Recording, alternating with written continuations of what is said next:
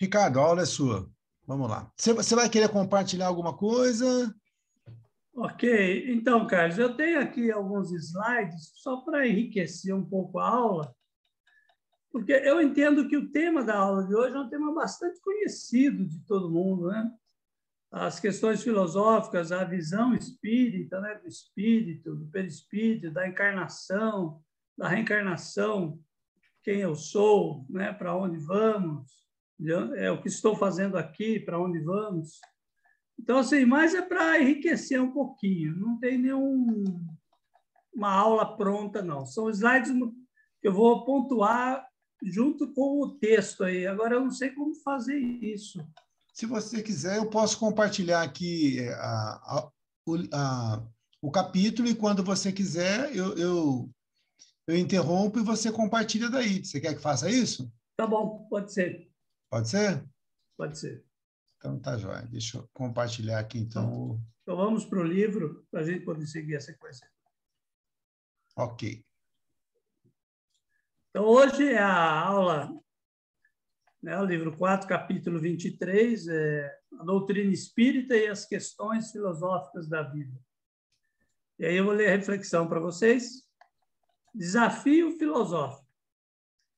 A curiosidade é uma semente que nos foi plantada no nascimento espiritual. É o germe divino do conhecimento que o homem traz dentro de si desde a sua tenra idade. As questões filosóficas da vida sempre foram desafios que os homens buscam suas respostas. A doutrina espírita também apresenta seus argumentos a essas questões metafísicas.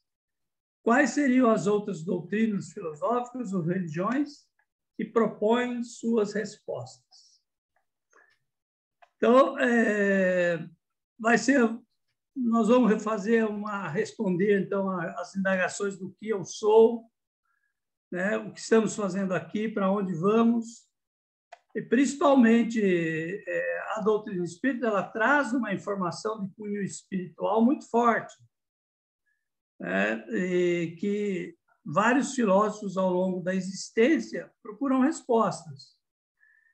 E quando a gente pega a sociedade de uma forma em geral, diz que muita coisa não tem resposta, não está respondida. Eu olho para a doutrina e eu vejo as respostas lá na doutrina espírita. Então, eu entendo que, para a sociedade que ainda é bastante materialista, é como se você tivesse uma moeda, com uma cara e uma coroa. Então, de um lado é a parte material, do outro lado é a parte espiritual. Ambas estão juntas fazendo um todo. Agora, a leitura que a sociedade faz é do lado material. E aí, então, as respostas que se encontraria para entender o todo está do outro lado, na parte espiritual. Por isso, a necessidade de se compreender o espiritual para compreender o que acontece no mundo material. Quantos são casos que surgem no dia a dia que as pessoas perguntam, mas isso foi justo? Agora mesmo, eu vi uma notícia da pessoa pisou num espinho. Pisou num espinho e pegou uma doença lá que acabou afetando os nervos e agora a pessoa está no estado de saúde deplorável. Aí você olha isso e fala assim, puxa vida, né?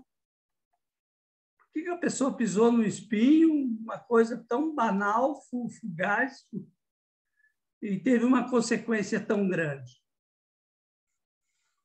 Então, para nós, a resposta está no campo espiritual, que é o outro lado da moeda. Então, por isso, o entendimento da espiritualidade da vida, do lado espiritual da vida, é extremamente importante para a gente compreender o que se passa ao nosso redor e dar sentido para essa existência.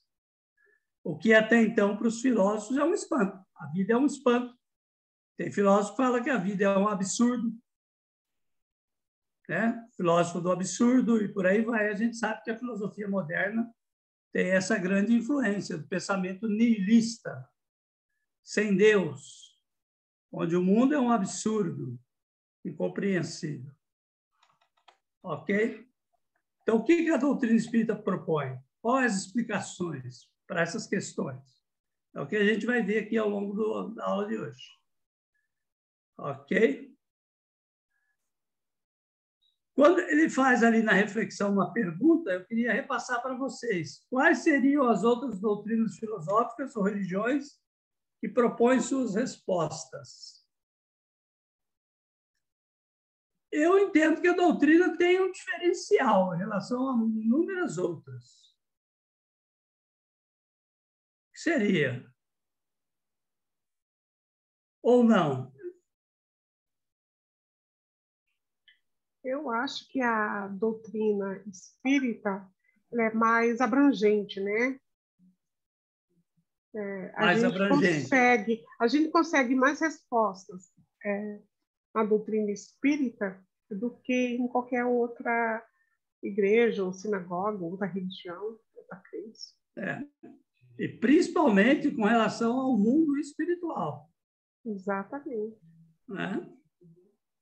Você pega o catolicismo, uma descrição bem limitada do mundo espiritual. O protestante também, mesmo o budismo e outras religiões, não tem essas descrições que a gente encontra na doutrina espírita, são de...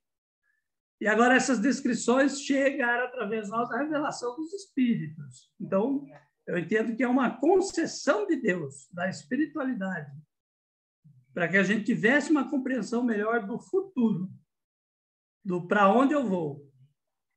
E acho que isso é um grande diferencial da doutrina espírita.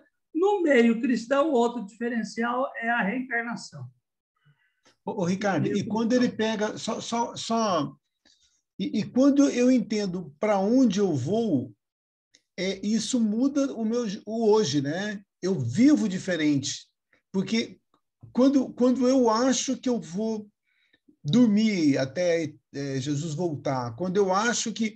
Entendeu? Então, se eu sou niilista, se eu sou materialista, então, quando eu entendo esse conjunto de ideias que a doutrina espírita me passa e que fala dessa continuidade, que isso aqui é só um momento, é só um ato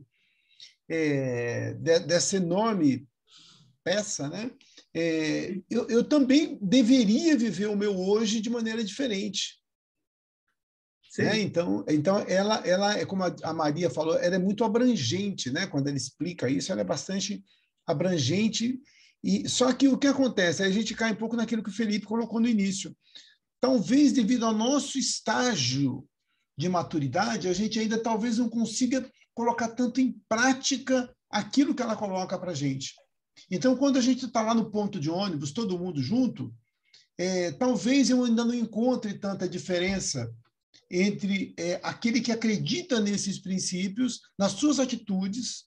Eu estou sendo pessimista aqui, eu estou sendo ácido, tá? Mas talvez eu não encontre ainda tanta diferença nas atitudes do espírita em comparação com aqueles de outras religiões. Mesmo ele tendo esse conhecimento, mas isso talvez ao nosso grau de evolução, que talvez seja um conhecimento que a gente aprendeu, a gente ensina, mas ainda não aprendeu, como diz a Cora Coralina, né? Uma teoria que nós temos, mas que talvez a gente não consiga praticar isso. É só um adendo aí. Se a gente for pensar, o exemplo mais próximo que a gente tem, que exemplificou e mostrou isso, é o Chico Xavier. Ele é o que está mais próximo do homem de bem que a gente encontra lá no Evangelho segundo o Espiritismo. Né? Se vocês olharem no Evangelho segundo o Espiritismo, a lista do homem de bem lá, ela aparece, vamos dizer assim, tipo um roteiro, né, de como seria esse indivíduo espiritualizado. E o Chico é aquele que mais, entre nós aqui, praticou, vivenciou aquilo com desprendimento, com amor ao próximo, com doação e tudo mais. E aí o Chico, sim. O Chico, tanto ele exemplificou isso tão bem que ele é respeitado por todas as religiões. Sim. Por todos os líderes. É muito difícil você chegar e falar mal do Chico. né? A pessoa se coloca até numa situação de saia justa quando ela faz isso, porque é uma pessoa de um reconhecimento ímpar, né? E eu entendo isso, que pô, entre nós e o Chico há uma distância muito grande. Pouca coisa, pouca coisa. Né? Quanto mais, então, Jesus Cristo e outros né, luminares aí da humanidade, né, como Gandhi. Então, nós somos aqueles ainda que estamos lá no começo da fila ainda. Pela estatura do Chico, ele entendeu uma porção de coisas, né? Ele entendeu que ele como ele não acredita na vida após a morte. Ele sabe que existe a vida após a morte porque ele conversou com espíritos a vida inteira. Então, ele não tem só uma crença, ele tem a certeza daquilo. Então, ele, por saber disso e por entender isso que a gente falou, então ele se transformou nesse modelo, né? Então, ele passou a não se apegar tanto àquelas questões que são somente materiais. Né? Não que ele não tenha se preocupado com isso, ele se preocupou na medida que aquilo é importante, né? Deu o valor exato para aquilo.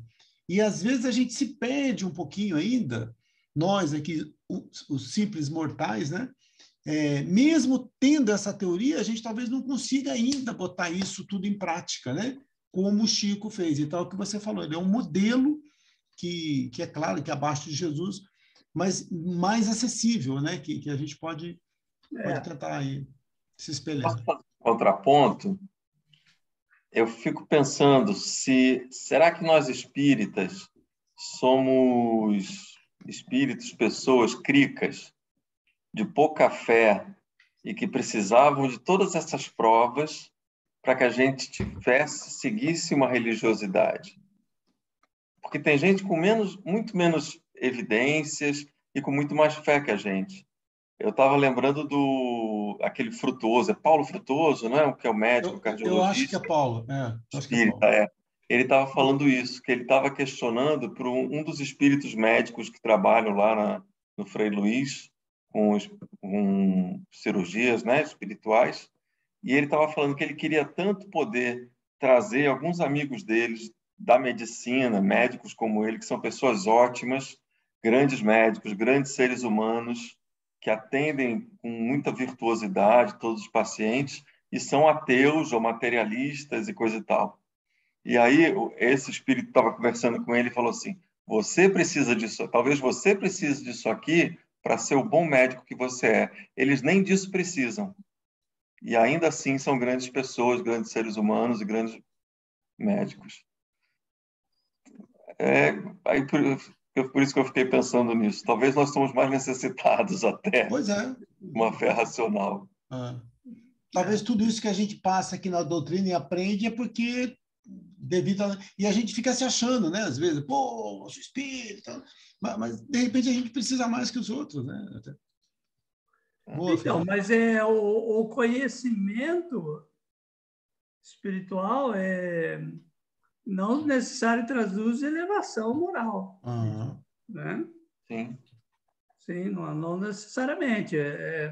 Eu costumo até brincar, eu tenho uma parábola minha que eu uso na escola de aprendiz, que é a parábola do engenheiro do seu José, operador de máquina. O engenheiro conhece a planta, conhece a máquina. O seu José opera a máquina. O seu José sai de férias. Substitui ele, põe alguém para trabalhar, a máquina dá problema. Chama os engenheiros. Os engenheiros vão lá, debulham a máquina, olham e não conseguem fazer a máquina funcionar. Chama o seu José, que está de férias, de volta para ele dar uma olhada. O seu José ele tem a prática, tem um macete. Aquela máquina, depois de um tempo de uso, ele sabe que se mexer de uma determinada maneira, ela funciona. Quem já teve carro velho sabe exatamente o que você está falando. Por mais que eu conheça as engrenagens da máquina, se eu não vivencio, não pratico, não adianta, não tem jeito. Então, assim, eu acho assim, então, talvez o que a gente não pode se confundir é que, às vezes, quando fala assim, aquela fé também da pessoa simples. da pessoa que não faz questionamentos. Então, é mais fácil, é o caminho mais fácil. O caminho da fé, da razão e da filosofia, eu entendo que ele é o mais desafiador. Porque se a gente for parar para pensar, a fé é a certeza das coisas que não se vê. E filosofia é a dúvida de tudo que nos cerca. Então, assim, um meio que se contrapõe ao outro. Então, a pessoa simples, ela deposita fé, não faz questionamentos, como nós fazemos. E por isso, então, se torna, às vezes, uma estrada mais fácil. Eu não sei. Aí, quando a gente fala de uma fé melhor, talvez ela seja mais caridosa do que nós, ela seja de maior oração, mas não pelo conhecimento em si. Ok? Então, assim, se ela é capaz de fazer mais bem ao próximo, com as ferramentas que ela tem, que muitas vezes são ferramentas mais simples, mas ela contribui, excelente, até mesmo o que foi colocado, uma pessoa que não tem fé. O ateu, se ele faz o bem, eu me lembro muito do Porchat, o Boechat, desculpe, o jornalista. Morreu, ateu, o Ricardo Boechat. Ricardo Boechat. Ricardo Boechat, ateu, e depois vai se descobrir como um grande ser humano. E tratava todos, cumprimentava a pessoa no elevador, ele tinha amizade com o pessoal do prédio todo, ajudava várias pessoas. Então, assim, para nós espíritas, fora da caridade não há salvação, não tem rótulo. E é aí que se dá o grau de evolução. Me parece que o Livro dos Espíritos coloca que os sinais de evolução espiritual, como a prática do amor, da caridade, a capacidade do espírito ser caridoso, o desapego. O desapego também é um sinal de elevação espiritual. Aí tem mais um outro agora que está me fugindo. Mas, a princípio, esses seriam os sinais. O desapego no sentido de não ter uma vida voltada para a materialidade, né? Uma vida voltada para os valores espirituais. Isso denuncia uma elevação espiritual. E isso também depende da quantidade de conhecimento que se tem. Independe. Isso vamos dizer assim, horizontalmente pega todos. Pega todos. Então, eu acho que talvez a nossa régua possa estar errada. O fato da gente ter o conhecimento nos ajuda, mas não é isso que vai nos distinguir espiritualmente. Eu entendo assim.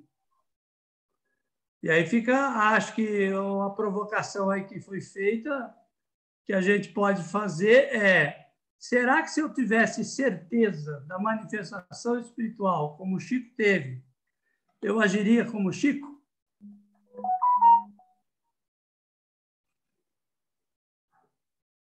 Fica a provocação aí para vocês. Se eu tivesse a mediunidade, um espírito comigo o tempo todo, será que eu agiria como Chico?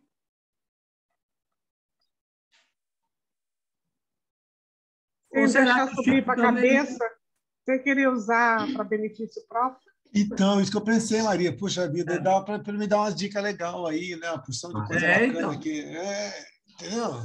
Mas será que se eu fosse um espírito, será que, pela minha evolução espiritual, talvez é que eu não tenha um espírito como Emmanuel, como André Luiz e outros?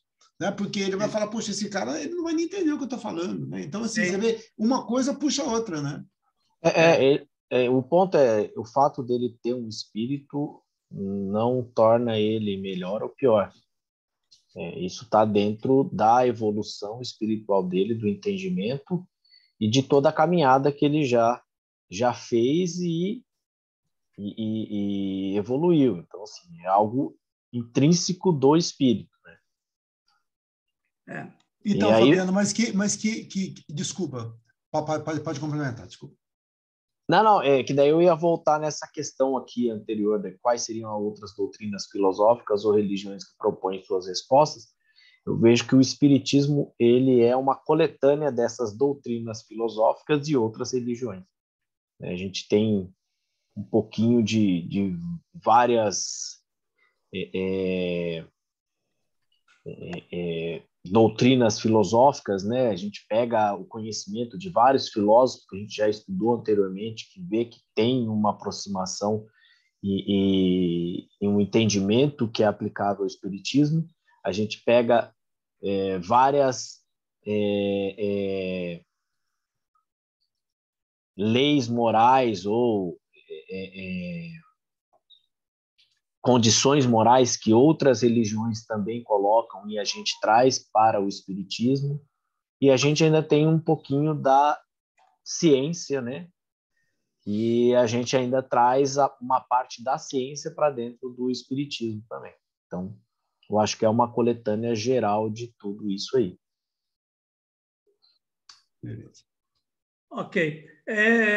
Com relação a isso, Fabiano, o que a gente pode entender também, que além de renovar conceitos até da antiguidade e tratar de assuntos que todos tratam, um aprofundamento maior em certas questões. Por exemplo, a questão da reencarnação. Os gregos falavam da reencarnação, né? Platão falou.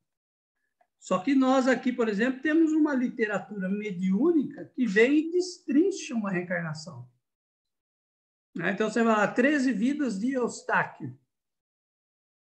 Então, esse livro, 13 vidas de Eustáquio, não sei, acho que é 13 ou 10, agora estou em dúvida, as vidas de Eustáquio, é uma concessão espiritual para que a gente compreenda melhor como é que funciona o processo reencarnatório. O que Platão, por exemplo, não teve essa possibilidade nem está nas suas obras.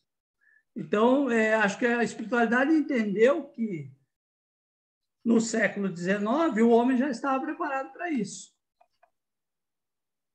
Então, aí vem trazer informações de lá para cá. Muitos livros foram escritos, né, contando detalhes do mundo espiritual que até então se tinha, mas não com essa complexidade toda que a gente encontra nas obras atuais. Então, uma ampliação, um aprofundamento. E aí por isso que eu trago a ciência, né? Quando você fala espaço-tempo do plano espiritual, a gente já tem algumas análises de relatividade que conseguem explicar melhor isso. A gente pode falar de metafísica. Então, a gente traz também um pouco da ciência, né? E para dentro da própria religião, contribuindo na explicação daquilo que a gente entende e recebe como comunicação espiritual. Então, só vai reforçando, né, toda esse arcabouço de informação que é recebido e trocado, né, junto com a parte científica.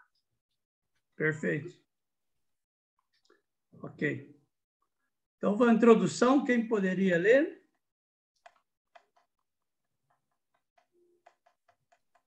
Alguém se candidata a ler a introdução? Eu leio. Vai, Fabiano. Este capítulo tem por objetivo verificar como a doutrina espírita responde às questões metafísicas sobre quem é o ser, qual sua origem e qual seu destino. Ao iniciar o nosso curso de filosofia espírita, questionamos o que era a filosofia e para que servia. Falou-se nas questões de quem sou eu, de onde vim, para onde vou e que faço aqui. Vamos tratar nessa etapa como a doutrina espírita, no seu aspecto filosófico, responde a essas questões. Então, a introdução tranquilo. Pode continuar, Fabiano, no 23.2. Quando a doutrina espírita responde quem eu sou, como a doutrina espírita responde a quem eu sou. Eu sou um espírito que no momento me encontro encarnado, porém minha morada definitiva é o mundo espiritual. tenho uma vestimenta, um corpo energético sutil, identificado como perispírito, o qual me acompanha quando encarno ou quando desencarno. Além desse corpo espiritual intermediário, visto a roupagem da carne, durante minha existência na Terra. Outras concepções doutrinárias focam o eu quando encarnado e enfatizam esta situação em detrimento daquela.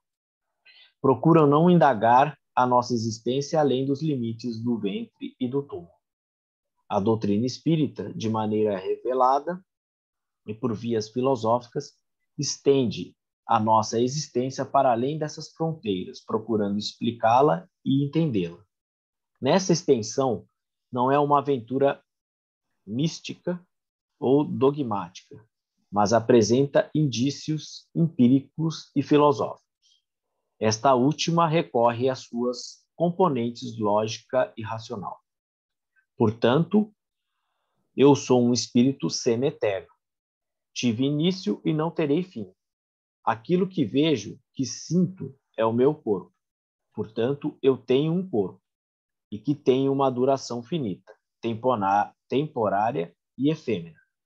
Lembrando Platão, o mundo sensível é ilusório, irreal, efêmero e passageiro. O mundo das ideias é o real, definitivo e verdadeiro.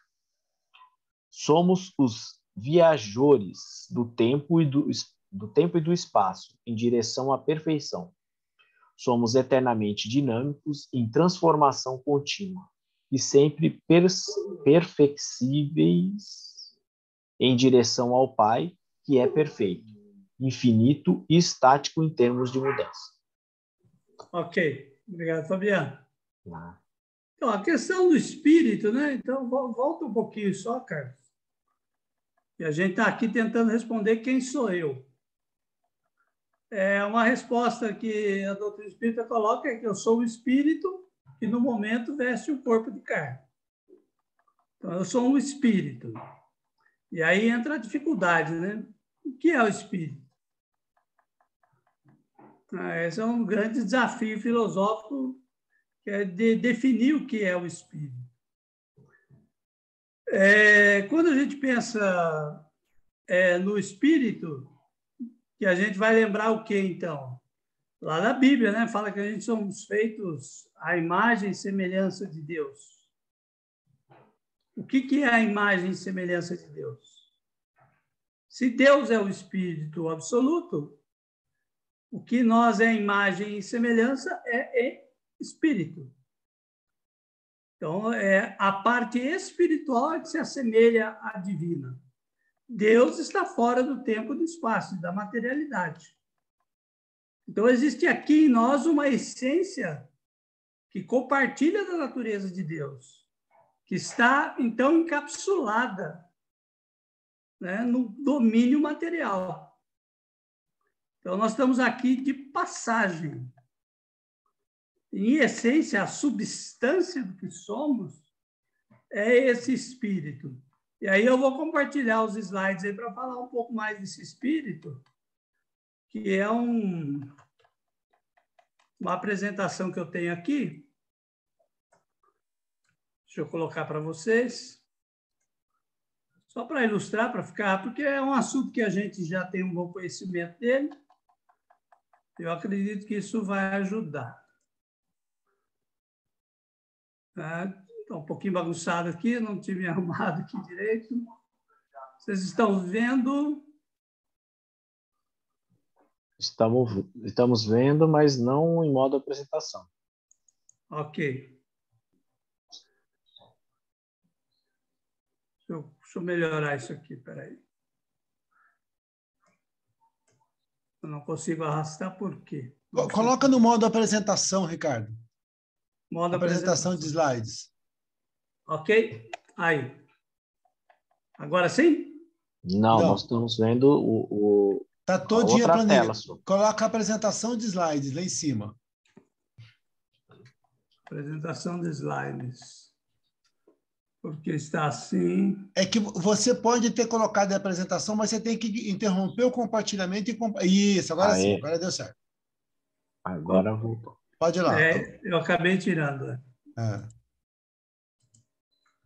E agora? Beleza, Aí. agora sim. Bom. Então, aí tem essas questões que a gente está colocando, né? O que somos? Somos matéria, somos espírito. Existe unicamente a matéria. O espírito, que é imaterial, indestrutível, imortal, para os materialistas isso é só matéria, né? O espírito não existe, né? Agora, o espiritual, o imaterial, é produto da imaginação dos religiosos e dos místicos, pois para eles tudo é matéria, somente matéria. Então, no primeiro momento, a doutrina espírita é dualista, pois ela entende que há espírito e matéria. Só passando aqui, essa é uma apresentação sobre o espírito que eu tenho, eu não vou compartilhar os slides. O espírito, ele é algo que está encapsulado no mundo material e não é evidente por si mesmo. Então, ele deixa evidências no mundo material. E aí, esse espírito criado por Deus, quando fala que Deus é o Logos Criador, nós seríamos uma centelha desse Logos Criador, quer dizer, nós temos uma participação nessa criação, somos co-criadores com Deus. Porque a natureza é a criação de Deus. Então, essa é a resposta filosófica, né, que a doutrina espírita traz. Se a gente olhar a natureza com o efeito inteligente que a natureza é, nós vamos ver que há uma organização intrínseca na matéria que, por si só, sem o espírito, para nós não conheceríamos o universo da forma como nós conhecemos. Ok? Já que não dá para a gente demonstrar a existência do espírito como evidente por si mesmo. Aí entra uma questão histórica aí, né? Porque lá no tempo de Kardec, os espíritos apareceram. Ficou registrado nos livros. A manifestação dessa essência, desses espíritos. Mas hoje nós não temos essas manifestações. Então, no dia que a ciência conseguir, através de equipamentos, por exemplo, conseguir enxergar ou, de alguma forma, capturar por imagens, por algum sistema eletrônico, o perispírito, nós vamos estar dando os primeiros passos para que o espírito, então, seja considerado algo de ciência. Até lá, a gente ainda vai no campo filosófico, que é o que nós estamos fazendo, né? Discutindo a existência desse espírito através das evidências que ele deixa na natureza e da forma da racionalidade que o conceito nos traz. Então, de forma racional também se apreende a noção de espírito. Deixa eu ver mais aqui um outro slide que interessa mostrar para vocês. Pontuar também que a doutrina espírita ela traz que o mundo espiritual ele é anterior ao mundo material. Ok? E ele preexiste e sobrevive. Quer dizer, o mundo material ele vem depois, ele pode deixar de ser. Então, o mundo material, desculpe, ele vem depois, pode deixar de ser. Então, ele é contingente. Nós vivemos num mundo contingente. Ele existe por um objetivo. Agora, o mundo espiritual é aquele que é anterior e sobrevive. Então, quando a gente pensa na escala espírita, nós temos o espírito saindo do seio de Deus, vindo para a matéria. Ele vai, então, através de diversas encarnações, progredindo, até num determinado ponto em que ele não necessita mais da matéria. Aí ele volta para esse mundo espiritual, lá na outra ponta, no final do processo evolutivo. E lá nesse mundo espiritual, a gente não sabe que tipo de evolução tem lá. Não dá para dizer que lá também não há evolução. Mas é uma evolução fora da matéria. É quando a gente fala que é o plano do puro espírito. Ok? E aí ele diz, então, que o mundo corpóreo, na pergunta 86, o mundo corpóreo poderia deixar de existir ou nunca ter existido, sem com isso alterar a essência do espírito? Tá escrito errado, é espírito, tá? Sim, eles são independentes. E, não obstante, a sua correlação é incessante, porque reagem incessantemente sobre o outro. Então, dá para conceber um mundo só espiritual. Agora, um mundo só material não seria como a gente percebe aos nossos sentidos. Tudo bem? Não sei se ficou claro isso. Então, o espírito ele entra como um agente inteligente. É o que a gente aprende aqui, ó. A trindade universal, matéria, espírito, né? E fluido universal. A gente aprendeu isso, está lá na questão 27 do Livro dos Espíritos. E o espírito é o quê? É o princípio inteligente do universo. Agora, o espírito é sinônimo de inteligência? Não, a inteligência é uma qualidade do espírito. Então, ele é um princípio de inteligência e a inteligência é um atributo. Agora, o que é esse princípio na sua constituição como substância? Não sabemos. Mas sabemos que ele não é material. É por isso que fala assim, não falamos por analogia, né? O espírito é um clarão, é uma centelha, é um foco de luz, porque nos falta linguagem para isso. Falta conhecimento, um termo específico para definir o que é o espírito. A gente acaba usando por analogia, muitas vezes. E aí, na pergunta 25, se vocês olharem aí, ele fala assim, ó, o espírito independe da matéria ou apenas uma propriedade desta? Como as cores são propriedade da luz e o som... Estou com um pouquinho de dificuldade de ler aqui, só um instantinho, estou atrapalhando um pouquinho. Como o som é do ar. São distintos um do outro, mas a união do espírito à matéria é necessária para intelectualizar a matéria. Então, as características inteligentes que a gente encontra na matéria são graças à existência do espírito. Quando a gente pensa no universo, Deus é a inteligência cósmica, intelectualiza o universo. E nós no nosso plano. Então, aí seria o nosso corpo físico, por exemplo. Por isso que, na doutrina espírita, a gente fala assim, somos herdeiros de nós mesmos. Quer dizer, nós, na nossa capacidade co-criadora, ajudamos a formar esse corpo físico que nós hoje estamos aqui. Os defeitos, as qualidades que esse corpo tem a influência dos pais, genética, mas tem a nossa atuação espiritual também. Abro aí para perguntas e comentários. Vamos lá, um comentário, Léo. Esse princípio inteligente ele está presente em toda a criação, certo? Não só nos...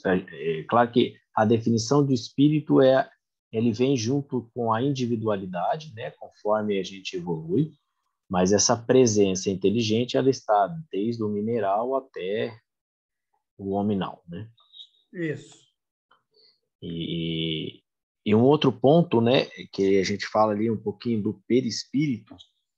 O perispírito também é uma matéria, mas uma matéria sutil e depende do fluido cósmico universal planetário, né? Então, assim, e aí, buscando um pouquinho do que você falou, né? Se um dia a gente tiver um equipamento, né, que consiga ver ali o perispírito, vai ser o primeiro passo.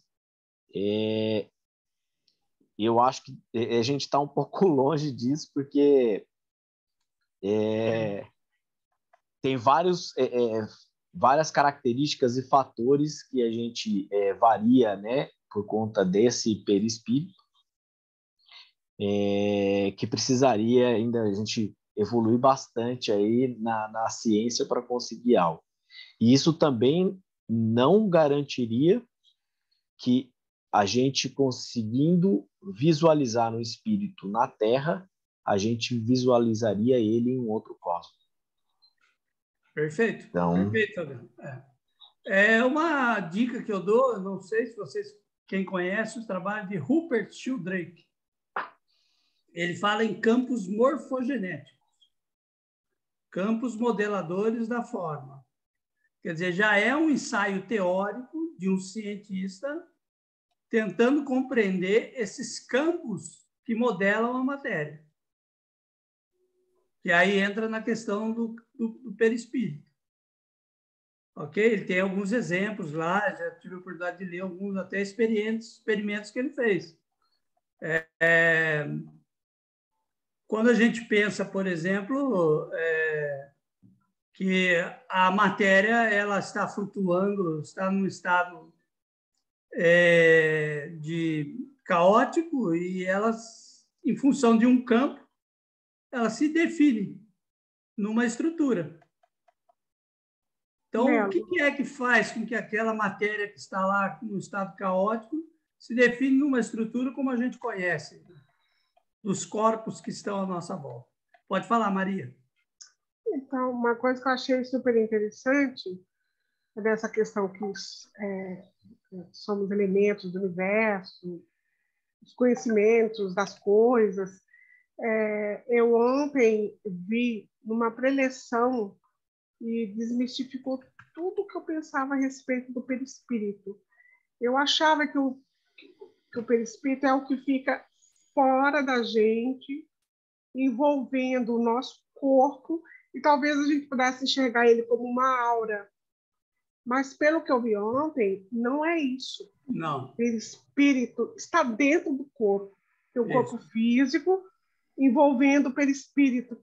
Falei, nossa, coitado do perispírito. O meu, então, que eu sou comilona, estou aqui comendo casquinha de pastelzinho aqui de feira. Então, André Luiz, ele fala que o perispírito é uma duplicata energética do corpo físico.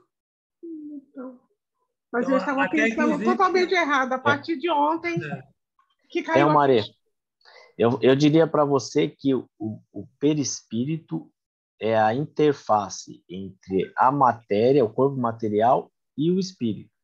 O espírito é tão etéreo que ele não tem forma, não tem nada. Ele é simplesmente um princípio inteligente, é a fagulha divina. Aí só um parêntese, aí somos feitos imagem e semelhança de Deus. É essa fagulha. Isso aí. E aí o perispírito, ele é uma matéria sutil que vai fazer a interface com a matéria grosseira que é a nossa. E aí sim, aí que entra a questão, né? Quando fala matéria sutil, então a gente vai pensar lá na forma do Einstein, por exemplo. Energia igual a massa vezes a aceleração ao quadrado. Sabemos que a matéria é um condensado de energia. Só uma coisa que eu queria falar para Maria é que você não está totalmente errada quando você pensava no perispírito como esse campo em volta da aura.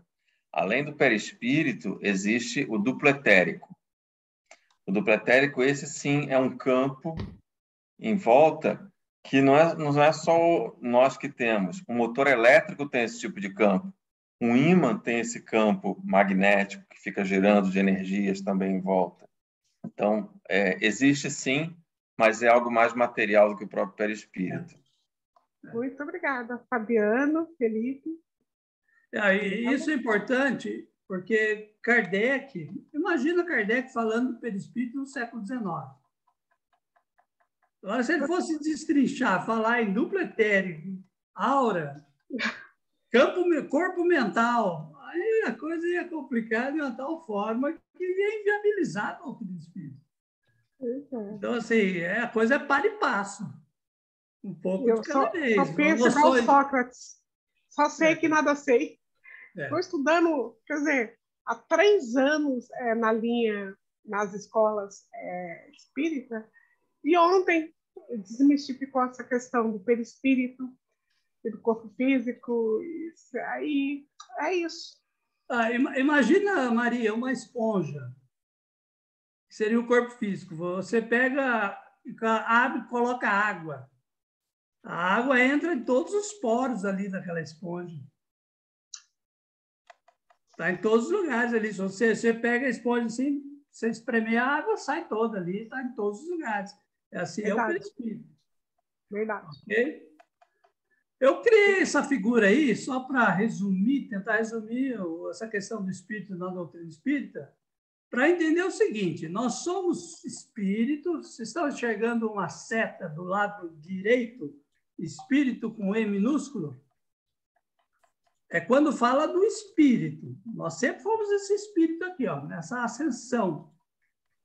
Quando passa aqui para essas divisões, é uma divisão didática das fases que o espírito vivenciou. O espírito surge lá como mônada, que é uma expressão emprestada de Leibniz, ok? Leibniz é que fala da mônada. Na doutrina espírita a gente usa bastante, porque seria o espírito mais puro, no seu começo, no seu princípio. Depois ele se torna um princípio inteligente, pode ser ainda uma alma-grupo. Depois ele se individualiza, ok? E aí no reino nominal é o espírito com E maiúsculo, que a gente costuma encontrar nas obras básicas. No reino nominal, quando se fala do espírito, quando Kardec fala dos espíritos que se manifestaram, ele está falando desse espírito com E maiúsculo. E aí, então, nós vamos evoluindo até chegar no reino angelical, que é o plano do puro espírito. Ok? Então, aqui, ó, em algum momento, a gente deixa de estar nas rodas das reencarnações, conforme os orientais falam, né? A roda de Sansara. Saímos desse ciclo e passamos a viver em espírito. Aí eu entendo que é outro universo, outra existência, que a gente não consegue conceber, né? Está muito além da nossa compreensão. Ok? Deixa eu ver aqui mais alguma coisa. Ricardo, só uma pergunta sobre o seu gráfico. Eu já vi esse conceito de espírito com letra maiúscula uma vez sobre o livro dos Espíritos, né? Ele aparece com letra maiúscula sempre que é essa conjunção do princípio inteligente na matéria, no caso do homem, né? Da formação do ser humano. E antes do ser humano, o espírito de um cachorro, por exemplo, seria esse E maiúsculo ou ainda está no E minúsculo? É no E minúsculo. Tá. É só questão conceitual que eu estou querendo aprender, definir. Você vê que eu coloquei E, o espírito maiúsculo, no reino nominal. Sim. Aí. Abaixo disso é o espírito. Aí a gente pode chamar ele de princípio inteligente individualizado, que é o cachorro. Eu entendo que ele é individualizado. Agora, quando eu penso num cardume de sardinhas, numa colmeia, aí nós já estamos falando um princípio inteligente mais grupo. Coletivo, manada. Coletivo, ok? E a dificuldade sempre é nas extremidades. Né? Você definir, por exemplo, no extremo da alma grupo, por exemplo, a sardinha dos peixes, né? Ela tem um comportamento coletivo. E os golfinhos? Já é individualizado? Talvez é aí que surge um pouco a dúvida. Ok? São geralmente o ser humano ainda tem o espírito de manada um pouco nele, né? Temos visto nesses dias. Tem um slide aqui sobre isso. Deixa eu mostrar aqui para vocês. A matéria, o fluido cósmico universal, suas transformações aqui dá, então, o próprio fluido cósmico, por Deus, ele já tem uma capacidade de se transformar em diversas coisas, já dadas por Deus. Eu entendo assim, é como o Lego. O Lego, você tem várias pecinhas, com vários encaixes. 3 que encaixa com 2, 4 que encaixa com 3, e por aí vai. Então, a matéria já vem com essas possibilidades. Ok? Nós, enquanto espírito, é que vamos pegar esse Lego e organizar ele, aprender com esse encaixe. Então, na infância, o espírito consegue formar o quê? Nesse Lego, ele faz casinha. Consegue fazer um quadrado. Consegue fazer uma paredinha lá, alguma coisa simples. Na medida que ele evolui, ele já consegue fazer uma construção. Daqui a pouco ele constrói uma cidade com o Lego. Não é? Ele está evoluindo, ele está aprendendo a mexer com essas leis materiais, absorvendo esse conhecimento e colocando de volta na matéria e fazendo com que ele evolua e a matéria evolua junto com ele.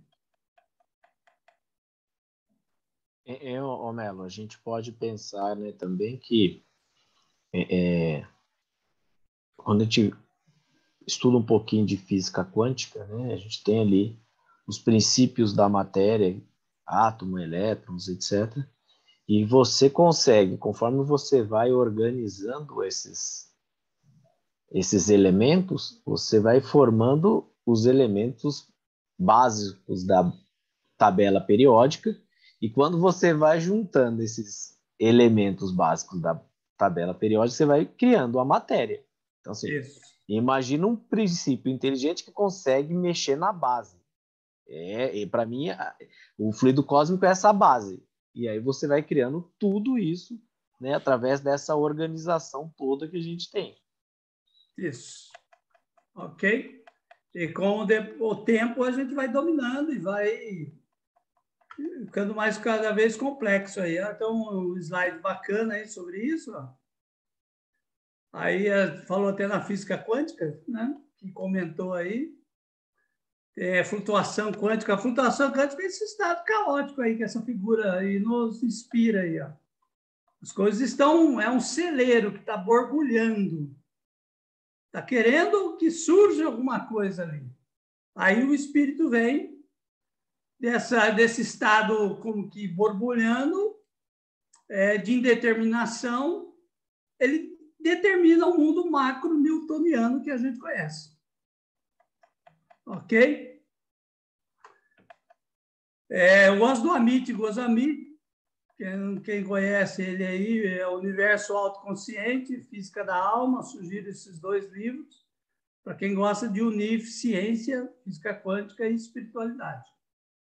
Tá? Fica a dica aí. Deixa eu ver se tem aqui, ó. E olha aí esse slide, ele mostra justamente isso. Até o próprio Albert Einstein reconhecia isso, ó. A religiosidade do sábio consiste em espantar-se, extasiar-se diante da harmonia das leis da natureza, revelando uma inteligência tão superior que todos os pensamentos do ser humano, né? E todo o seu talento não podem desvendar. Aí essa figura aí eu tento ilustrar um pouco disso, né? As leis aí que estão na natureza que revelam uma inteligência que é essa intelectualidade que está lá naquela questão do Livro dos Espíritos, né? Que o espírito intelectualiza a matéria. Eu penso que sem o espírito, então, nada disso a gente encontraria dessa forma. Nós teríamos formas teratológicas, muitas coisas disformes e caóticas no universo. Né? Ok, deixa eu ver se tem mais alguma coisa aqui que poderia compartilhar.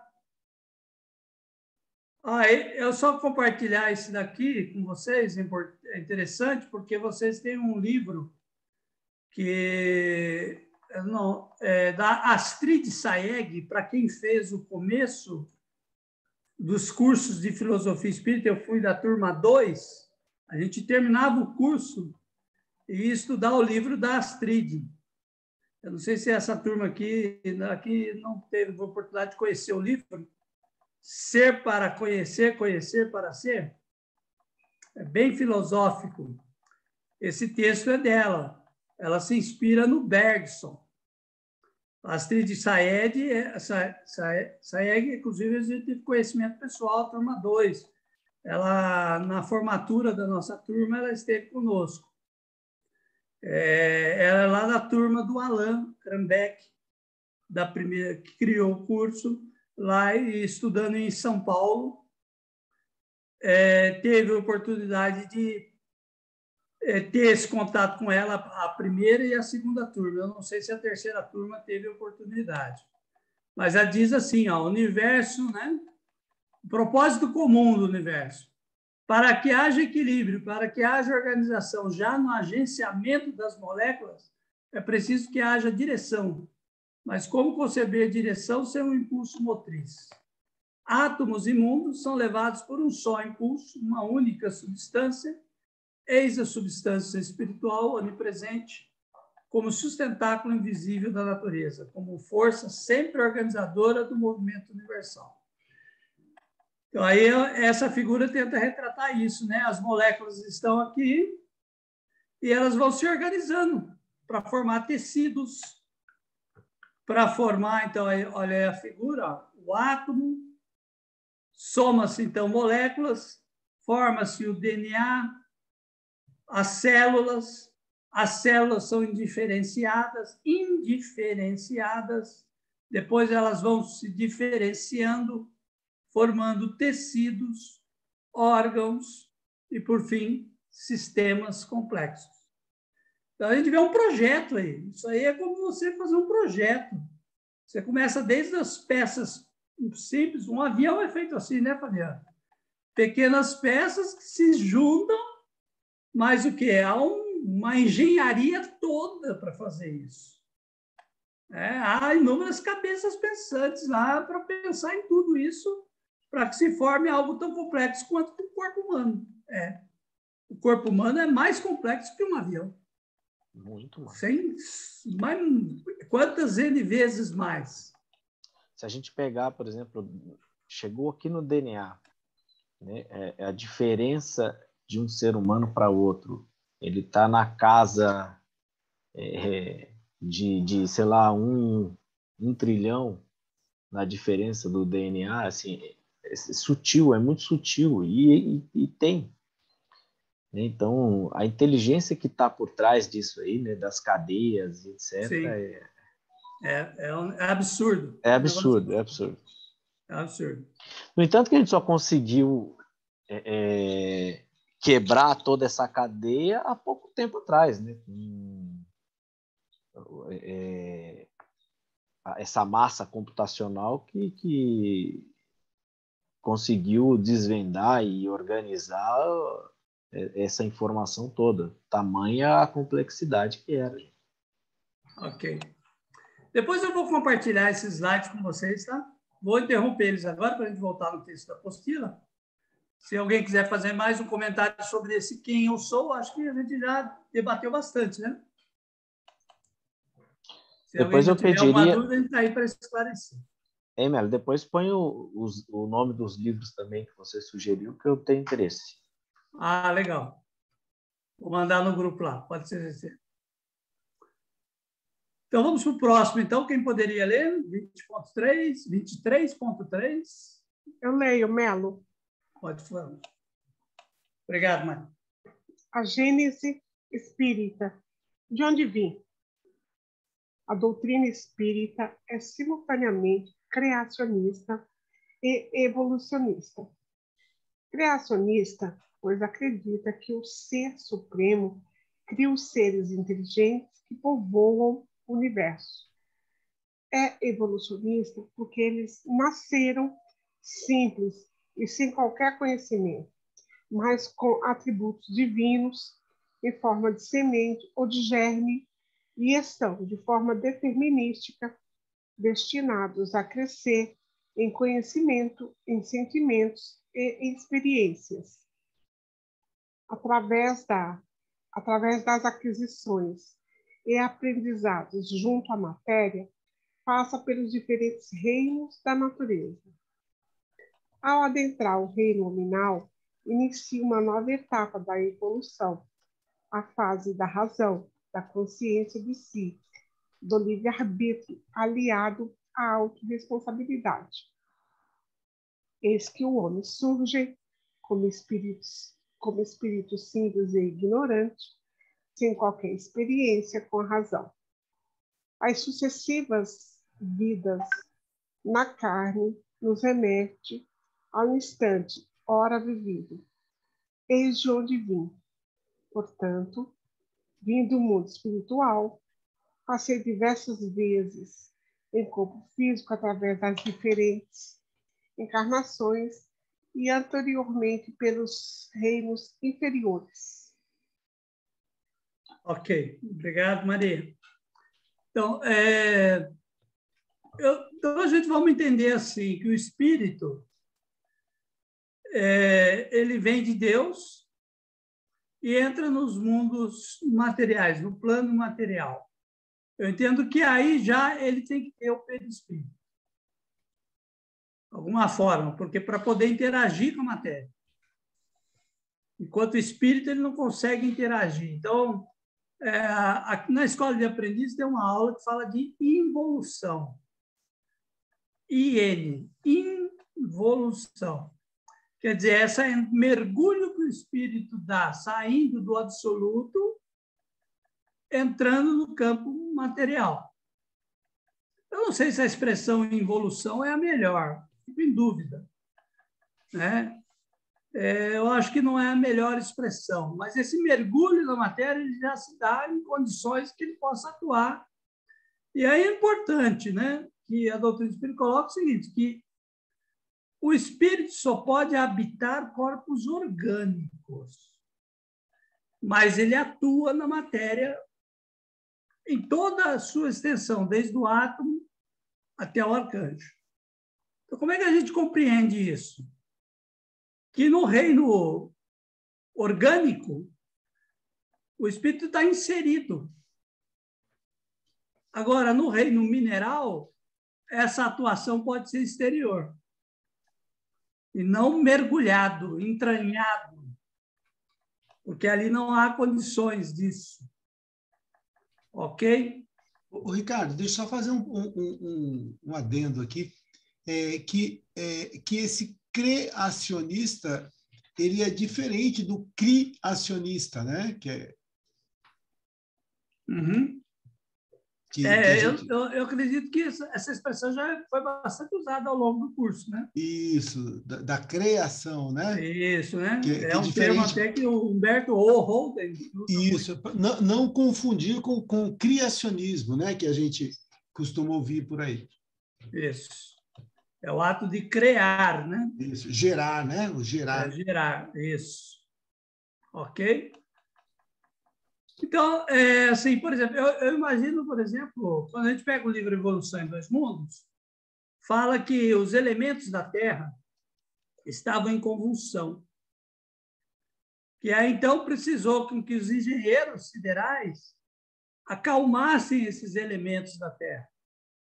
Quer dizer, é uma figura de linguagem para dizer que houve também na formação da própria crosta terrestre uma intervenção da espiritualidade para que tenham as condições ideais de vida aqui.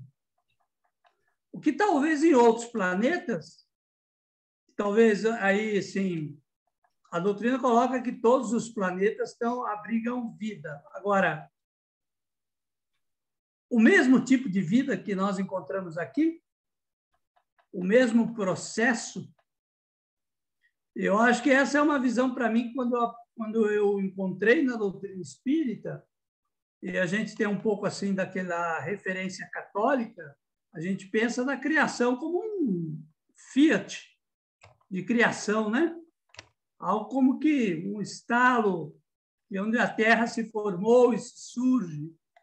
E aí vem a doutrina espírita e fala desse grande trabalho, do esforço de uma espiritualidade para que as condições terrestres se tornassem ideais. Na medida em que elas se tornaram ideais, aí sim vem que eles falam que é uma geleia cósmica, verteu sobre que os princípios da vida do princípio inteligente. Uma combinação das duas coisas, né? No processo na matéria e de um processo também no campo espiritual. Melo, quando eu era pirralhinha, eu achava que Deus era mágico. Porque se ele criou todo esse mundão em 6 dias, e no 7º ele descansou, eu falei, meu Deus, ele fazia assim, faça isso. Está descrito, né, na Gênesis. Faça aquilo. Gente, eu era fascinada. Depois a gente cresce. É igual a história do descobrimento do Brasil, Cabral indo para a Índia, não sei o quê. Ai, que romântico, né? Aí quando a gente entra, sai do ensino médio, a gente descobre que não é nada disso. E é interessante quando a gente encontra esse conceito de formação da Terra, né? Desse espírito que mergulha, vem com uma membrana, mergulha na matéria e vai ali, então, num primeiro momento, interagindo com os minerais, e depois ele vai se entranhando na matéria, habita os corpos orgânicos, modifica, aperfeiçoa. Isso vai muito de encontro à ciência. É o grande acerto, né, da doutrina espírita, né? De aceitar com naturalidade a evolução, o processo evolutivo.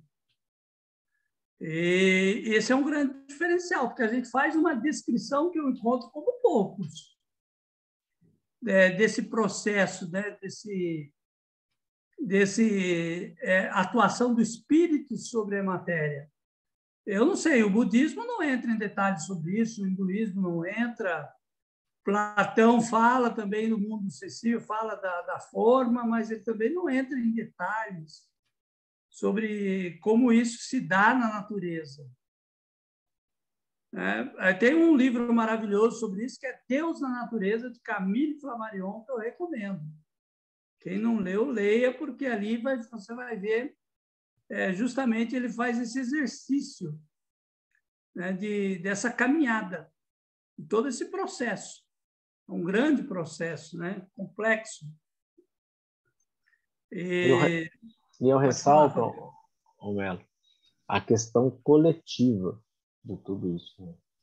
Essa ligação perfeita que tem entre os espíritos trabalhando de uma forma coletiva para o desenvolvimento de tudo isso. Então, de novo, quando você junta essa coisa, a gente não tem condição mental para conseguir entender essa ordenação. E saber que tudo isso é só um pedacinho do que acontece no universo, né? Sim. Imagina o que acontece nesse universo aí infinito, né? Está muito além da...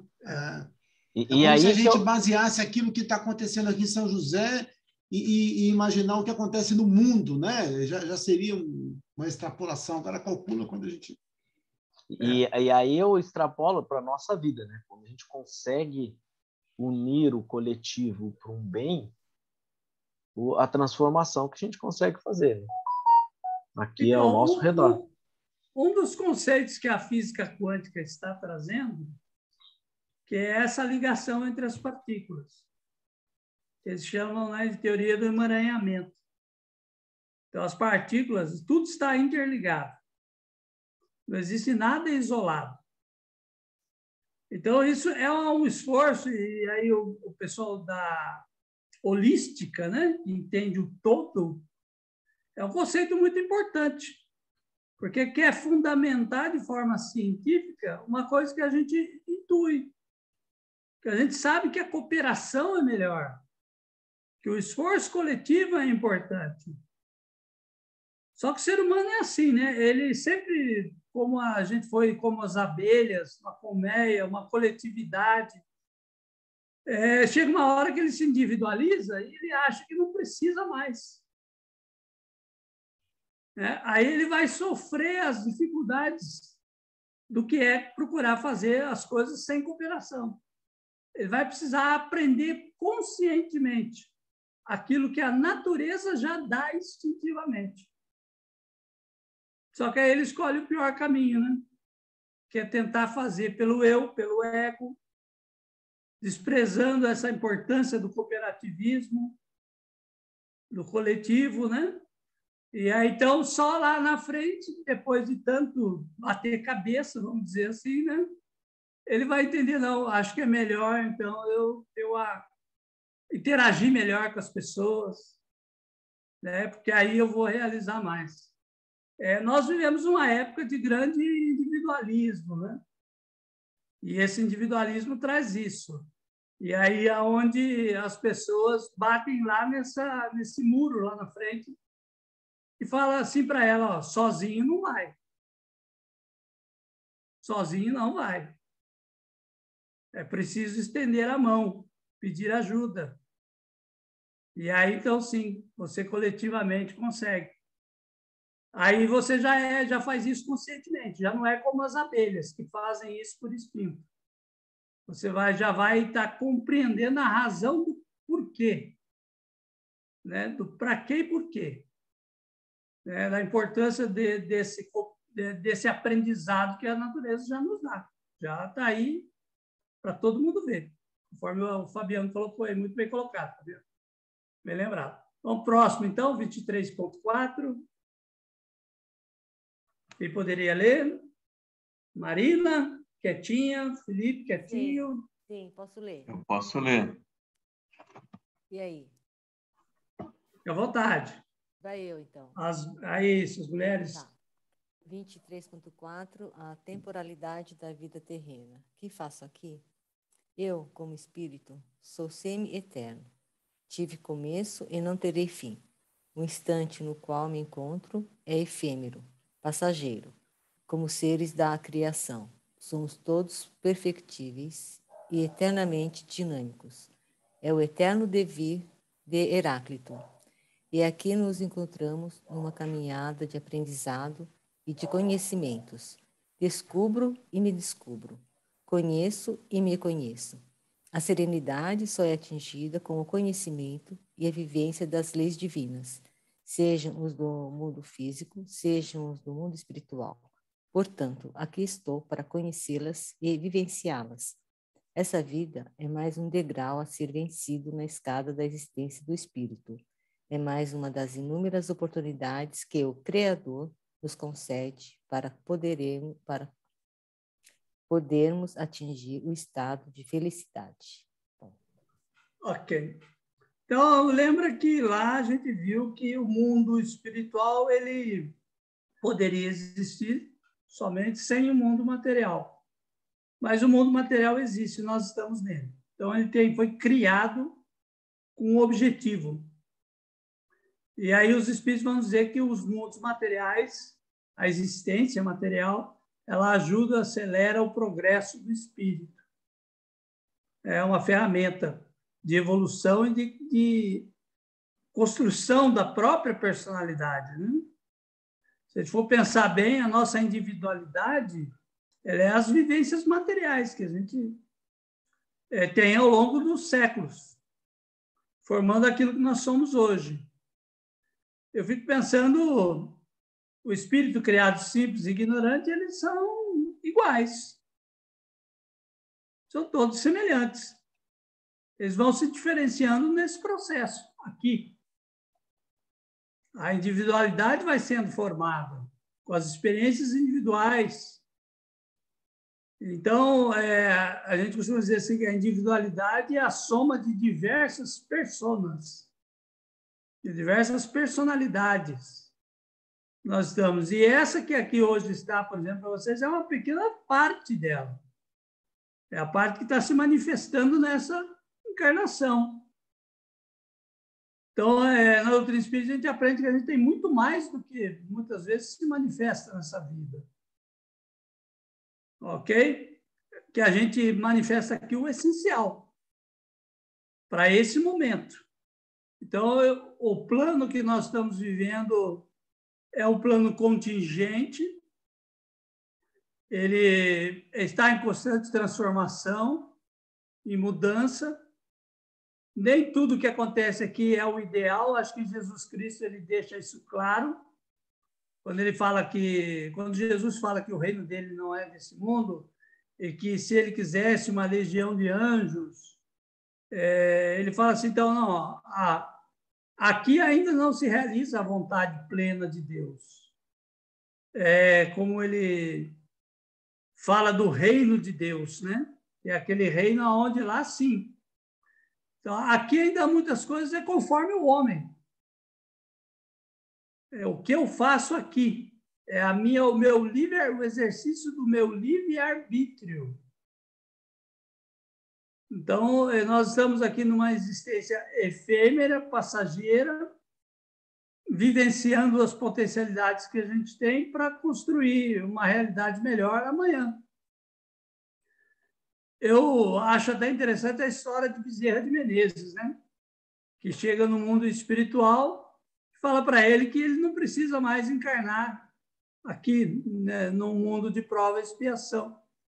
Ele já passou para um plano melhor. Já tem um mérito para isso.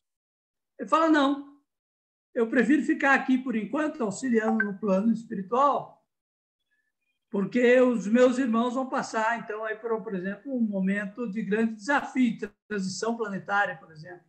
Então, ele quer ser útil nessa hora urgente, nessa hora grave. Então, acho que eu não sei se eu teria esse desprendimento, viu, Ricardo? Como? Eu não sei se eu teria esse desprendimento, viu? Eu acho que se falasse, olha, não precisa mais encarnar aqui, eu falo, puxa, demorou. Né?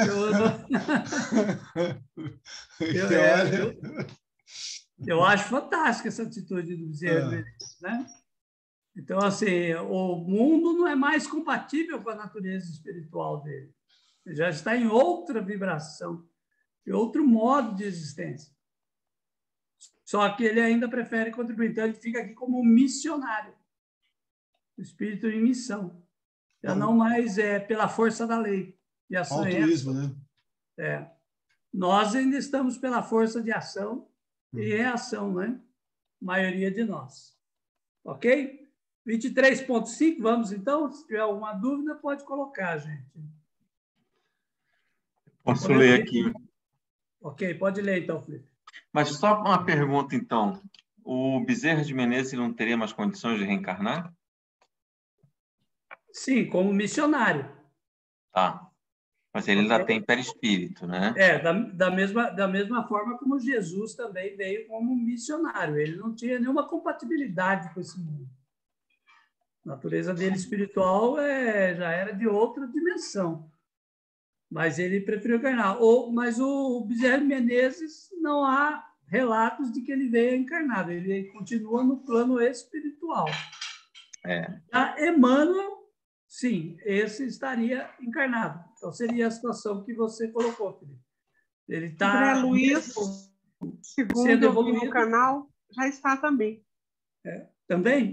Ele deve ser um bebezinho de 2 anos e meio, 3. Eu não tinha essa informação. Daqui a pouco o Bezerra vem também, quando for a hora crítica do negócio. É isso aí. Vamos lá.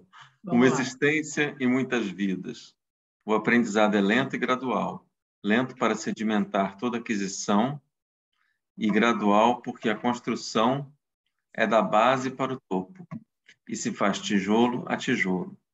Um século de aprendizado é pouquíssimo para o volume de aquisições necessárias aos estados sublimes. Isso nos leva a diversas vidas para a efetiva lapidação do espírito. Enquanto para muitos a existência se limita a essa única experiência na carne, o que ora vivemos, a doutrina espírita nos ensina que a existência está muito além dessa vida terrena. A existência é a do espírito, portanto, contempla toda a sua trajetória, seja revestido nas roupagens de carne, seja fora dela. Vidas são várias, existência uma só, com tempo indeterminado, com início e sem fim. A lapidação acima referida não se faz com a rapidez que imaginamos. Temos necessidade de reencarnar várias vezes para atingirmos os desígnios traçados. Ok. Obrigado, Felipe. Quando eu vejo essa questão do tijolo, né? Aí eu vou pensar lá no pedreiro, né? O pedreiro ele tem o conhecimento, aí ele vai botar em prática. Aí nós temos bons pedreiros e maus pedreiros, né?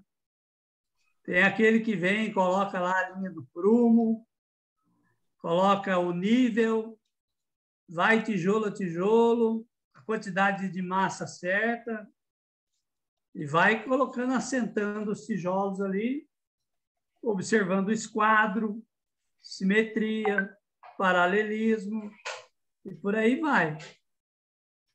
Agora, também tem o mau pedreiro.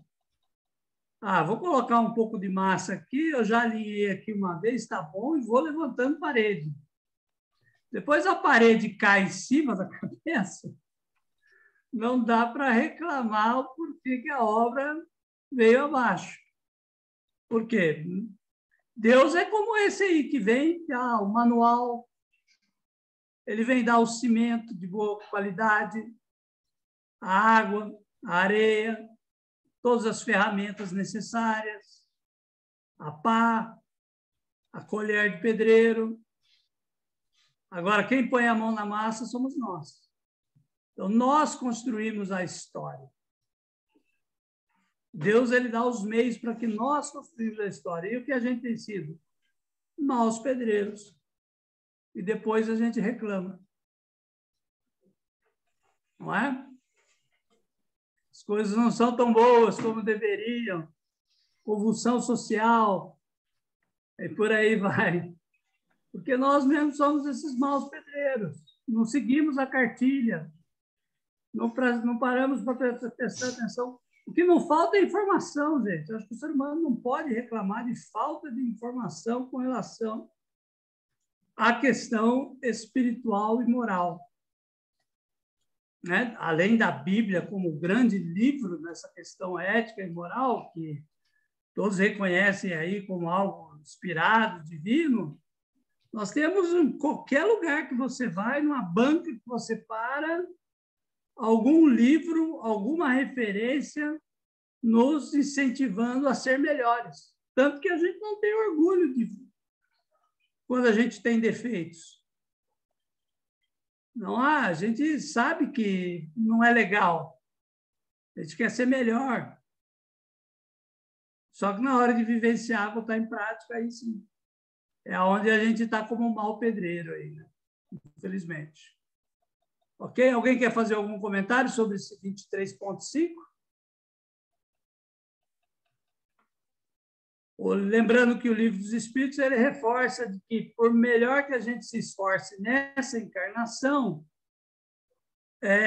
ainda carregamos muitas imperfeições. Não se encontra a perfeição numa vida só. Ok? Porque até aquilo que a gente considera perfeito como modelo ainda está distante do que é um modelo perfeito. E aí acho que o exemplo é Jesus Cristo para nós, né? Que é um modelo de perfeição maior, e a gente sabe da distância que tem entre nós e Jesus Cristo. 23.6, o tempo e o espaço. Poderia? Olha aqui para você. Tempo e espaço. O tempo só tem sentido através dos fenômenos cíclicos e da repetitividade dos acontecimentos. O dia e a noite se alternam deterministicamente e nos fornecem a noção do tempo. Uma nave que se desloca indefinidamente para os limites do universo não vive sequência noite-dia, portanto, desconhece o conceito de tempo. O espaço, a extensão só tem significado com a existência da matéria. Todas as extensões têm como referência as dimensões do nosso corpo físico. Quando nele não dispomos, perdemos a noção de distância. O infinito só existe enquanto o tempo e o espaço existirem. A ausência destes leva à ausência daquele. Concluímos que no mundo espiritual, as concepções de tempo e espaço ficam sem sentido, tendo em vista a ausência da matéria. Ok, obrigado, Carlos. Então, eu acho que a única questão mais complexa desse esqueço assim é a questão do infinito, né? Eu não consigo pensar o infinito. Alguém consegue aí? Não sei. Se tentar definir, né, o infinito, que não tem começo e não tem fim. A gente sempre pensa em algo que tem início e tem fim. A gente tem uma noção do infinito racionalmente, mas a experiência, nos limites do tempo e espaço que nós estamos, e é até por isso que surge o pensamento que Deus também deve ter tido um início. Mas quando a gente pensa em Deus, a gente pensa em algo que tem início nem fim. Até essa noção de infinito, Ricardo, me ocorre aqui que ela pode ser algo, por mais paradoxal que pareça, pode ser algo relativo, né?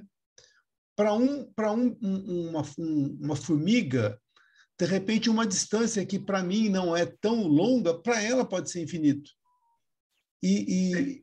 Entendeu? Então, assim, é claro que o seu infinito tem fim, não é infinito, mas assim, talvez eu seja tão breve, seja tão pequeno, que para mim distâncias e espaços, lapsos de tempo maiores, sejam algo inconcebível, né? Outra coisa que eu achei interessante aqui, que ele fala que essa noção de tamanho, de dimensão, só tem tem muita referência com o meu tamanho físico, né? Então, por exemplo, uma coisa que me ocorre, viaja comigo. Eu imagino que os seres devem ter entre 1,50 m e 2 metros, né? Um ser, um indivíduo. Então, por exemplo, quem me garante que um ET não viaja até o planeta Terra, só que ele é de um tamanho tão pequeno que eu não consigo vê-lo a olho nu? Perfeito. Né? Ele pode ser microscópico. Ou ele é tão sutil que você não consegue ver. Ele é tão sutil que eu não vejo. Assim como o perispírito. Pois porque a gente baseia muito nas nossas referências, né? Sim. Mas a gente não sabe daquilo que acontece em outros lugares, né? Então, assim, é tudo... Mas uma noção legal do infinito está na matemática, né? No número. Né? Se você pegar lá o conjunto natural, ele é um conjunto infinito. Ele tem um começo, na verdade, os inteiros, né? Não tem nem começo e nem fim. Vai estar lá o infinito, o menos infinito até o mais infinito. Você pode contar da maneira que você quiser. Sim. Aí você entra no fracionário, é a mesma coisa, né? Entre 1 e 2 existem infinitos números. Que você pode colocar o que você quiser entre eles, né? Então, essa é talvez uma noção mais próxima nossa do que é o infinito. O infinito. Né? E aí é o que o Carlos falou. Aí você tem que partir para a relatividade. E aí, quando a gente fala em tempo infinito, que seria a eternidade, aí a relação tempo deixa de existir, porque não adianta você contar o tempo, né? Aqui ele fala do dia e da noite, mas acho que um ponto que pega muito para o ser humano é a questão do nascimento e da morte, né? Por mais que você não conte as noites e os dias, uma hora o seu corpo físico vai cessar, e aquilo é um tempo, né? Mesmo no espaço, né, Fabiana? Mesmo no espaço, 100 dias e noites, eu vou ter uma data de validade ali, né? Isso, exatamente. Que aí é o quê? Qual é a relação? É a relação do seu corpo. Por isso que... E aí você leva isso para o espaço, né? Se você está percorrendo um espaço tão grande, né? Você pode entender que aquele espaço é um espaço infinito. Então, essa relativo. Questão do espaço foi algo que eu nunca tinha pensado, Fabiano, também. É uma significação interessante. Quando ele fala o espaço, a extensão só tem significado com a existência da matéria. Eu nunca pensei que num espaço espiritual que não tivesse a matéria, a gente perderia essa noção também. Então, uma estrela, da distância da outra, ela acaba virando uma pedrinha, como se fosse um marco de uma estrada, que você Tem referências, são referências para o espírito. E aí você começa a entender, Felipe, um pouco melhor a relação de Einstein, de buraco de minhoca e etc. Porque o espaço-tempo é relativo. Exato. E outra coisa... E aí você junta dois pontos no espaço. Assim. E quando você entra no pretzel, né, as curvas que o universo pode fazer, aí fica mais louco ainda. E outra coisa também que pode parecer óbvia, mas, por exemplo, eu viro assim e falar assim, a Vênus não dá para viver porque é muito quente para mim. Mas quando você sai do corpo físico e tem uma vida mais sutil, aquela temperatura também já não significa mais nada, se é muito quente, se é muito frio. Você vê, a gente se baseia muito na gente, né? E esquece que esses nossos limites aqui são extremamente curtos, né? Extremamente pequenos. É a procura da vida no espaço, né? A gente tem que procurar água. Água é para a vida orgânica nossa, da Terra, né?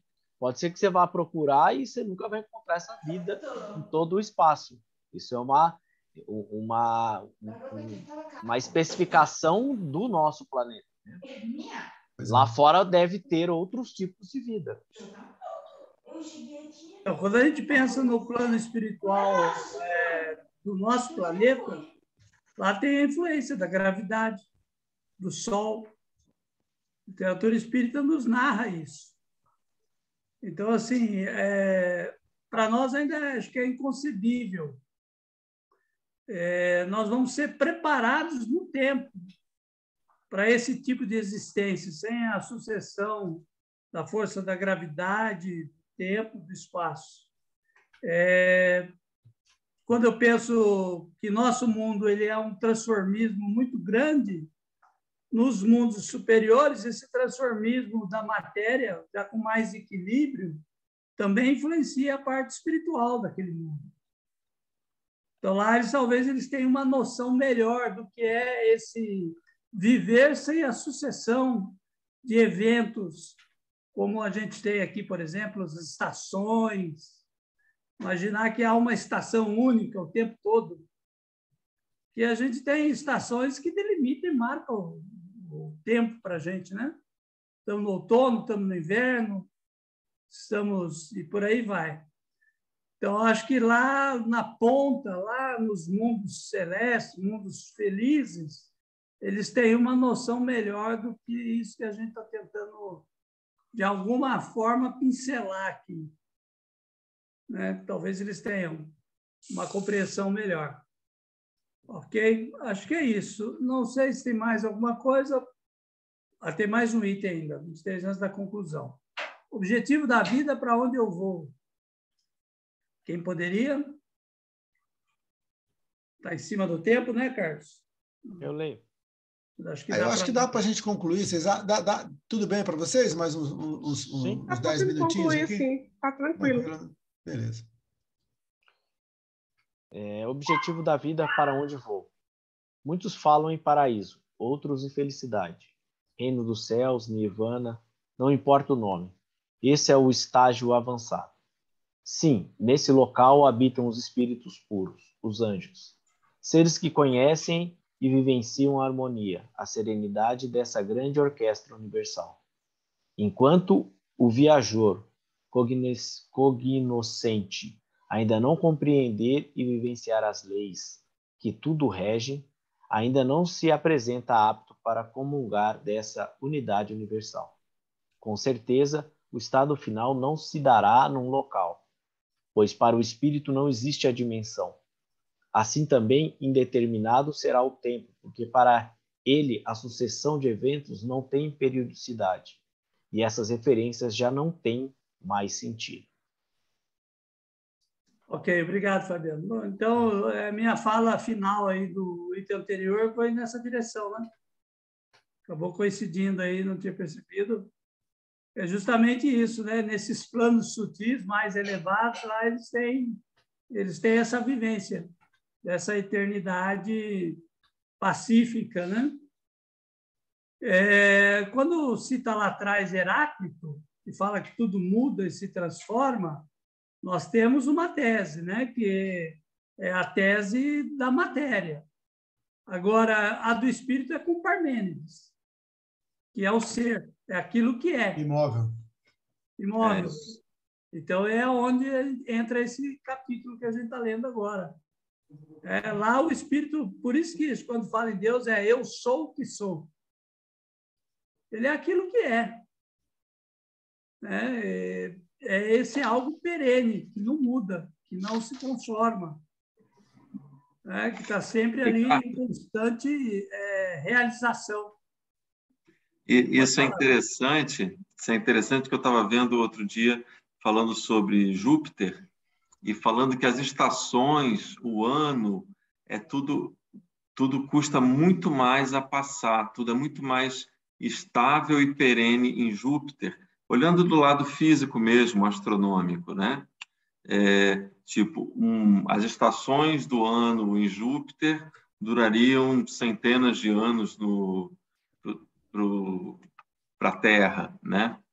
Então, e aí você pensa no que a gente tem de informação da civilização mais espiritual, mais estável, mais diferenciada da Terra, né? Então, até bate a parte física com o relato espiritual. É um mundo mais perene, mais estável, que as coisas são mais...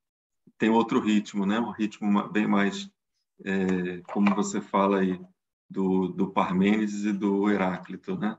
Perfeito. Bom exemplo aí. Então, quando a gente pensa nisso tudo, né, a gente se sente uma formiguinha, né?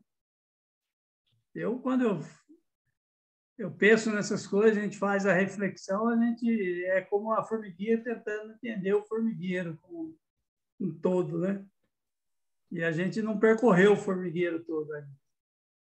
Então, essa é a dificuldade dos filósofos, né? Aquilo que eu comentava lá no começo da aula, né? Ele não olha a parte espiritual. Então, muitas vezes, muitas coisas ficam sem compreensão. Um mundo de transformação igual ao nosso, ele tem na matéria, traz esse espanto. Agora, quando a gente pensa num mundo como esse, lá Deus é óbvio. Deus é algo assim que não precisa nem muitas racionalizações para compreender a presença dele, né? Lá no Apocalipse, né? Lá fala desse lugar. É uma metáfora, né? Que vai falar do lugar onde Deus está no centro. É a luz que ilumina. Não haverá mais choro nem ranger de dentes. Quer dizer, não há sofrimento, não há penúria. É tudo claro, tudo se torna autoevidente. Só que nós estamos bem longe disso. Mas, para a gente que ainda está nessa contingência, no plano que estamos, a gente tem que olhar para esse lado espiritual para poder compreender que o que nós estamos olhando agora é uma foto, não é o filme todo. Nós estamos batendo uma foto, e quem faz só a leitura da foto não compreende o filme. Precisa olhar os outros slides, né? Então, por isso até que Paulo, o apóstolo, ele fala assim, que o homem material compreende de um jeito, mas o homem espiritual discerne todas as coisas. Porque ele contempla o lado espiritual da vida para o entendimento do mundo material. Ele se soma a isso. É o exercício que a gente está fazendo aqui hoje. Nós não estamos falando de como que a matéria se organiza, da influência do espírito, nós estamos lá na física quântica. E colocando o espírito no centro da discussão.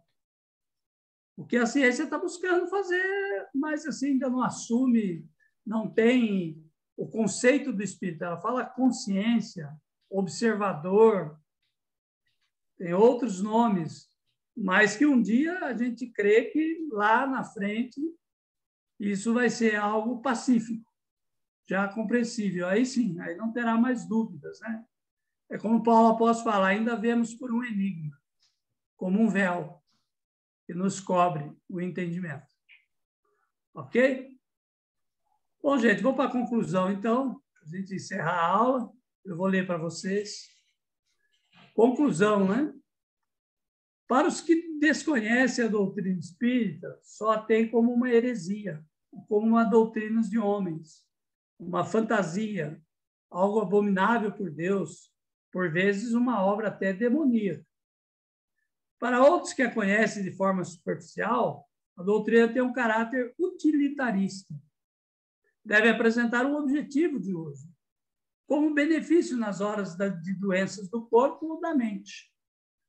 E muitos ainda permanecem no encantamento dos fenômenos. O Espiritismo está muito além de tudo isso. Ele nos traz respostas a questões milenares que o homem sempre buscou. Ele nos dá objetividade à vida, mostrando claramente os caminhos que o Mestre ainda não podia nos revelar, pois ainda não tínhamos condições de suportar, né? E, enfim, é o Consolador prometido que haveria de ficar eternamente entre nós. Eu acho isso uma coisa muito bacana, porque se tem uma promessa que Jesus fez de nos trazer entendimento sobre essas coisas, a doutrina espírita colabora muito nesse sentido, como outras também colaboram. E aí volta lá no que a Maria disse no começo, né? Talvez o diferencial seja a abrangência. A abrangência, né? Que o que a doutrina espírita traz dessas questões que são milenares, né? O aprofundamento. Ok? É isso. Agradeço aí pela oportunidade de estar junto com vocês de novo, por estar só aqui com vocês de novo. Ricardo, você cada dia se superando, viu? Olha, show de bola. Muito bom mesmo. E eu, particularmente, gostei muito da aula e tenho a impressão também que todo mundo gostou, que foi muito esclarecedora, muito profunda. Você, como sempre, preparando muito bem as aulas que você dá, e isso é uma indicação de respeito aos alunos e a todos nós. Muito obrigado, viu, Ricardo? Mais uma vez. Eu aqui fico grato pela oportunidade. Beleza. Só lembrando aos que não estavam aqui, a nossa última aula vai ser no dia 24 e vai ser uma aula presencial lá no Anjo Ismael, aqui no satélite, tá bom? Depois eu passo direitinho o endereço para todo mundo e vai ser muito bom se todos puderem estar com a gente lá nesse dia. Dia 24. Dia 24 são agora. Semanas? São 2 semanas? Nós temos mais 2 aulas e aí vai ser a última do mês, tá bom? Tá. Vai estar na Copa, né? Vai estar começando a Copa. A Copa é dia 20, né? 21 começa. É 21. Eu só não sei se é dia de Jogo do Brasil. Não sei que dia que é o primeiro Jogo do Brasil.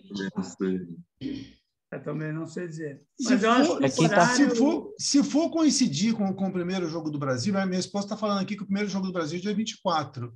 Ah, não, a nossa aula é dia 25. A nossa aula é dia 25, não é dia 24. É 25. O primeiro Jogo do Brasil... Os jogos são mais cedo, né? 25, isso mesmo. É 25. Do Brasil é 24, isso mesmo. 24, então tranquilo. Então é num dia depois. Se fosse o dia do Jogo do Brasil, daí a gente adiava para não... Porque às vezes vai para outro lugar, tudo só para não... Para ficar tranquilo. Tem encontro de família, né? Isso, encontro de família. O cara toma umas bramas lá, tudo aí não tem mais jeito já não tem condição de assistir. Já não tem mais jeito de assistir a aula. Filosofar. Filosofar. Aí vai... Quem gostaria de fazer um breve encerramento para a gente?